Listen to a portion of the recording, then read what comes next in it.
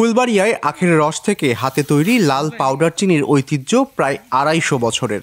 মিহিদানার এই চিনি শরবত, পিঠা বা মিষ্টান্ন সবকিছুতেই ব্যবহার করা হয়। এই চিনি শুধুমাত্র আখের রস থেকে তৈরি হয়, যা স্থানীয় কৃষকদের কাছ থেকে সংগ্রহ করা হয়। কোনো যন্ত্রের ব্যবহার ছাড়া অর্গানিক এই চিনির কদরও বেশি। ফুলবাড়িয়ায় উৎপাদিত এই চিনি প্রতি বছর প্রায় ১০০ কোটি টাকায় বিক্রি হয় বলে জানিয়েছে কৃষি বিভাগ।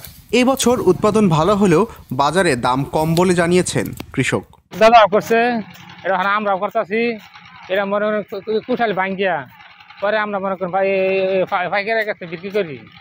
এবার বাজার সংখ্যাটা কম। জাল ঘরে বাড়ির বড়দের পাশাপাশি শিশুদেরও কাজ করতে দেখা যায়। সপ্তম শ্রেণী পড়ুয়া শিক্ষার্থী সাদিয়া আক্তারও মায়ের সঙ্গে লাল চিনি তৈরি করছিলেন। অন্যদিকে বাড়ির সামনে আখ পরিষ্কার করছিলেন ফাহিমা খাতুন নামে এক নারী। আমার দাদারাও করছে, দাদার বাপেরাও করছে, সবাই করতেছে আর কি, আমরাও করতেছি।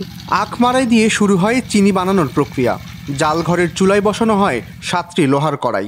মারাই করা কাঁচা রস প্রথমে কড়াইয়ে ঢালা হয়।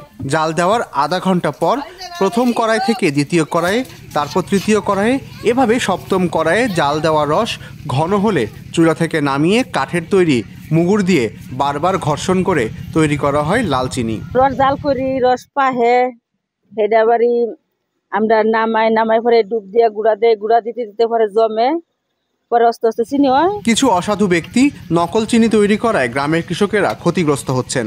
তাই ওই অসাধু ব্যবসায়ীরা এরকম কৃত্রিম উপায়ে চিনি তৈরি করছে।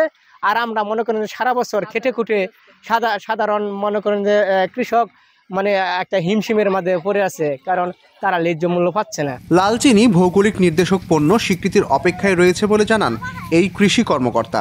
আমরা গত মার্চ মাসে আমরা এই জিআই পণ্যের জন্য এই লাল চিনিকে আমরা নিবন্ধনের আবেদন করি এবং কয়েক দফায় আমাদের কোয়েরি দেওয়ার পরে আমরা প্রপার ডকুমেন্ট সেখানে সাবমিট করেছি। আমরা আশা করতেছি নেক্সট মিটিংয়ে, প্যাটেন্ট যে মিটিংটা হয় সেই মিটিংয়ে আমরা আশা করতেছি আমাদের নামটাও ডিক্লেয়ার হবে আশা করছি। জিআই স্বীকৃতি পেলে চিনির চাহিদা আরও বাড়বে বলে মনে করেন ব্যবসায়ীরা।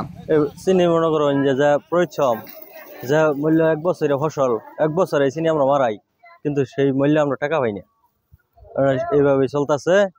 আর আমরা যেন এই চিনিটার স্বীকৃতি পাই সরকারের কাছে, এটা আমরা চাই। এবছর ৬৫০ হেক্টর জমিতে আখ হয়েছে। উৎপাদিত এই চিনির বাজার মূল্য প্রায় ১০৪ কোটি টাকা বলে জানিয়েছে কৃষি বিভাগ।